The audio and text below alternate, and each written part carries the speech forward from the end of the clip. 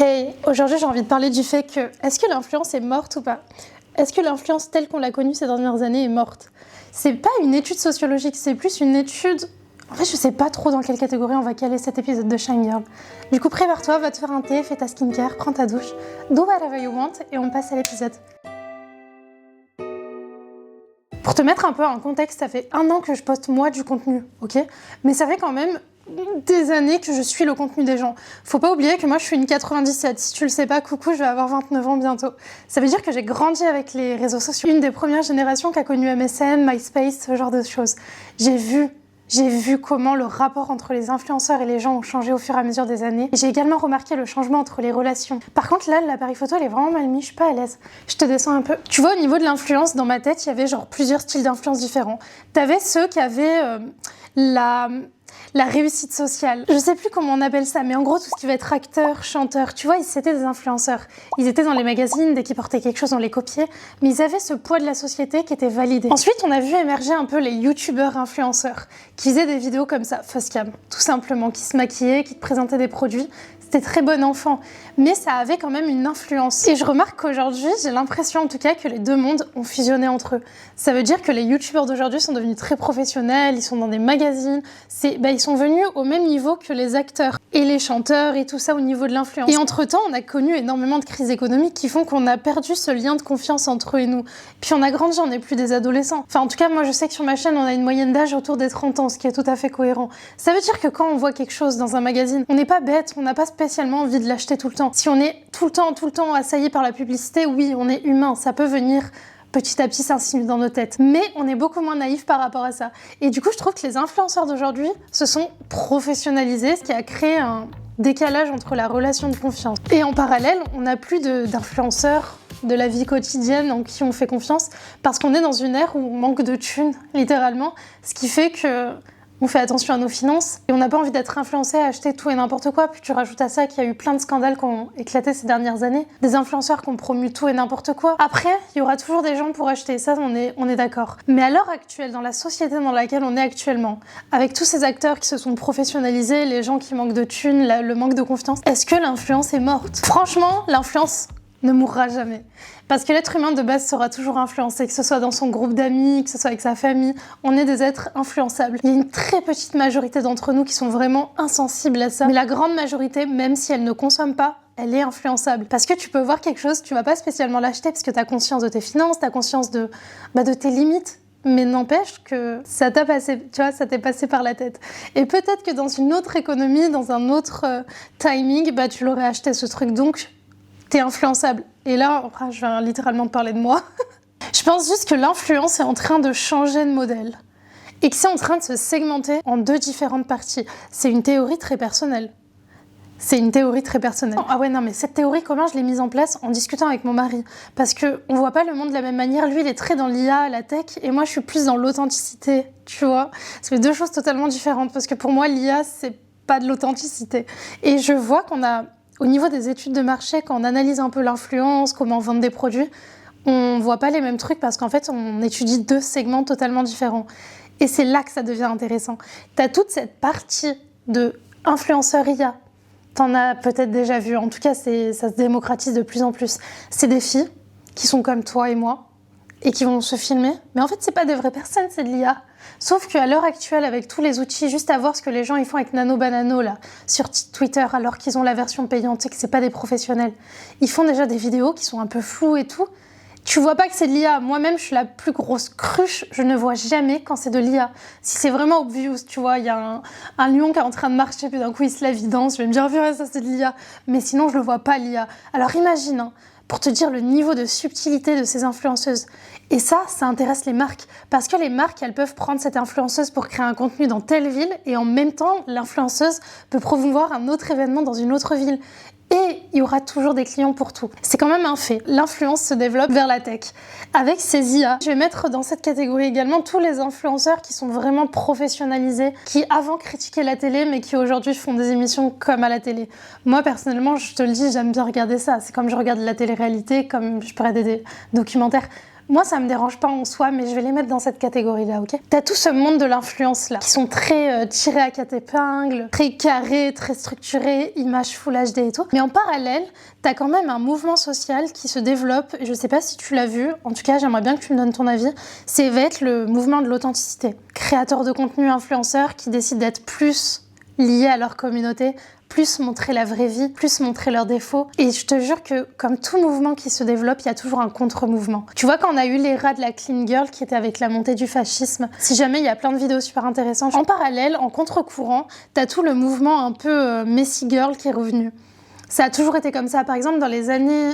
Je vais dire les années 80, mais j'invente, ok, c'est années 80-ish. T'as eu une montée du fascisme qui s'est mise en place, et à l'inverse, t'as eu le mouvement punk qui a émergé. C'est des contre-courants, ok, c'est l'équilibre de la vie, le cycle de la vie. En contre-courant, on a tous ces gens qui deviennent super authentiques, et franchement, je trouve ça génial. C'est une nouvelle forme d'influence, parce que ça nous influence dans des domaines de la vie qui sont différents. Au lieu de nous influencer... Voilà. Au début, les influenceurs, ils nous influençaient uniquement sur des produits. C'était très très difficile d'aller vraiment voir un lifestyle, une manière de penser chez les influenceurs. C'était subtil, mais c'était pas le cœur. Maintenant, l'influence, elle va être plus dans du lifestyle. Il y a plein de gens qui disent que l'influence lifestyle est en train de mourir. Je pense que l'influence lifestyle est juste en train de changer. Parce que l'être humain aura toujours besoin de voir la vie des autres. C'est normal. C'est pour ça qu'on regarde des séries, pour être diverti. Du coup, voir comment les gens vivent leur vie, ce qu'ils mangent à midi, comment ils vivent leur journée, ça restera toujours un super bon credo. C'est juste la manière de le présenter qui change. Si tu rajoutes un peu plus d'authenticité, tu peux rentrer dans ce nouveau mouvement. Par contre, s'ils continuent à faire les mêmes schémas qu'ils faisaient depuis avant, je pense pas que ça va fonctionner. Ma phrase était bancale, je te jure, ça fait 3 fois que je la refilme, mais j'arrive pas à la sortir celle-là. En gros, l'influence est en train d'être dans un renouveau. Aussi, un truc dont j'ai envie de parler, c'est le fait que les marques ont beaucoup moins de budget. D'une part, parce qu'une marque, quand elle vient de naître, tu peux le dire si tu le remarques, mais en tout cas, elle va te donner plein de cadeaux, elle va avoir plein de promos, elle va avoir des programmes de fidélité super au top, tu vois. Et au fur et à mesure que la marque commence à gagner en notoriété, tu vas voir que les réductions vont amoindrir. Parce qu'au début, la marque, quand elle veut rentrer dans le marché, elle veut se faire une place. Elle veut être connue du plus grand nombre, ok ? Ça veut dire que l'influence c'était pareil. Au début de l'influence, les marques avaient du budget. Elles en ont toujours autant aujourd'hui. C'est juste que maintenant, il y a tellement d'acteurs qu'elles sont déjà connues en fait. Ils n'ont pas spécialement besoin d'aller mettre des chèques, des gros chèques comme avant. Il y a tellement d'influenceurs. Avant, il y avait juste une toute petite poignée d'influenceurs. Forcément, la marque, elle voulait avoir cette place auprès de ces gens-là. Et la concurrence était rude entre les marques. Maintenant, à l'heure actuelle, ça s'est renversé. Il y a tellement d'influenceurs que la concurrence est rude au niveau des influenceurs. Et t'as toujours des gens qui cassent le marché en proposant des prix qui sont beaucoup plus bas. Tout ça mélangé, ça fait que les marques, elles veulent plus payer. Tous ceux qui sont motivés par l'argent et qui prennent pas le train en marche pour essayer de trouver un credo qui marche pour eux, essayer de se rendre compte aussi que les gens, petit à petit, depuis le Covid, n'ont plus les mêmes envies. On n'est plus, pour la majorité en tout cas, dans la surconsommation. On restera toujours dans la société de consommation. C'est inhérent à l'être humain. On est dans une société de consommation, donc forcément on va consommer. Mais on est moins dans la surconsommation. On est moins dans le bullshit contenu. On est moins dans le bullshit partenariat déguisé, tu vois. Ce qui fait que si ils se rendent pas compte que les choses changent, oui, l'influence sera morte. Mais l'influence sera morte pour ce qu'ils font à l'heure actuelle. L'influence ne mourra jamais. C'est à eux de se rendre compte que ce qu'ils font, ça fonctionne plus. Et il serait peut-être temps de changer. De toute façon, c'est comme tout dans la vie. Quand les choses commencent à changer, il faut prendre le train en marche ou alors c'est fini pour toi. Donc si t'es créateur de contenu, si toi, tout ça, ça t'intéresse, t'as tes chances. Faut juste que t'apprennes à changer ta manière d'aborder les choses. Il y a tellement de créateurs de contenu aujourd'hui. Faut prendre en compte aussi qu'il y aura toujours de l'argent dans l'influence. Tout le monde veut devenir influenceur parce que tout le monde pense que c'est facile, mais c'est pas facile. Il y a beaucoup de choses à prendre en compte, surtout à l'heure actuelle. Je vois tout le temps les filles sur TikTok qui étaient influenceuses dans les années d'avant. Elles posent des TikTok sans micro, une qualité pourrie, mais ça marche pour elles parce qu'elles ont une communauté. Mais toi qui veux commencer la création de contenu aujourd'hui, personne va te donner l'heure si tu fais ça. À part si t'as une personnalité vraiment incroyable. Parce qu'il y en aura toujours. Mais pour la grande majorité d'entre nous, on est obligé de faire plus aujourd'hui. On peut pas faire ce qu'elles ont fait à l'époque. On doit faire plus. Donc le marché est moins accessible. Mais est-ce que c'est une mauvaise chose ? Je pense pas. Il y a tellement de créateurs de contenu qui pensent que c'est facile de créer du contenu que...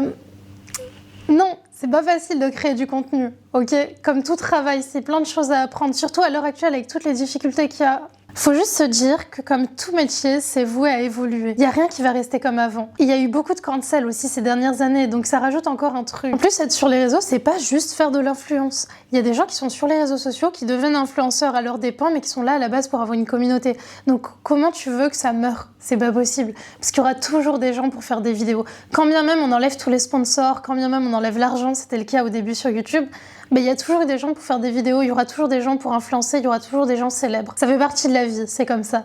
Donc non, l'influence ne mourra pas. La seule raison pour laquelle l'influence mourrait, d'après moi en tout cas, c'est si vraiment on déplace l'influence à un autre niveau. Attends, je m'explique. Tu vois, avant, l'influence, c'était sur les magazines papier, par exemple. Principalement, c'était sur le papier, sur les magazines, dans les pubs à la télé, que t'allais être influencé pour acheter des choses, ok? T'allais voir tes stars préférées. Par exemple, elles venaient sur les plateaux de la Starac pour chanter. Parce que, bon, il n'y avait pas les réseaux sociaux, c'était dur de créer du lien, ok? Maintenant, on a déplacé l'influence principalement sur les réseaux sociaux. Si demain, il y a un nouveau modèle qui sort, c'est sûr que l'influence sur les réseaux sociaux va mourir petit à petit. Ce sera plus si intéressant. Par contre, j'ai pas d'idée, je suis pas une précurseuse, donc je ne sais pas comment pourraient évoluer des réseaux sociaux. Les réseaux sociaux tendent à mourir. C'est boring. Ils ont créé le scroll infini, c'est devenu chiant. On s'ennuie sur les réseaux sociaux. T'as beau scroller toute la journée, des fois, moi, franchement, je me fais chier. Je scrolle pendant 30 minutes, il n'y a vraiment rien d'intéressant. Donc, tôt ou tard, il y a forcément quelque chose qui va être inventé. Et l'influence va juste changer de modèle comme un phénix. Je pense que j'ai fini cette vidéo là, mais je sais pas comment on peut qualifier ça, c'était un essai.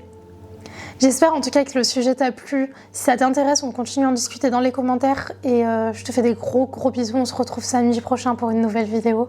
Et cette fois, on part en Vision Board édition. C'est-à-dire que toutes les prochaines vidéos, elles vont être 100% Vision Board édition. Juste cette vidéo, je te jure, j'avais le truc. Il fallait que je la fasse. Il fallait que je parle de ça. Je te fais des gros bisous d'amour. Prends soin de toi. Et je t'aime, ok? Je t'aime.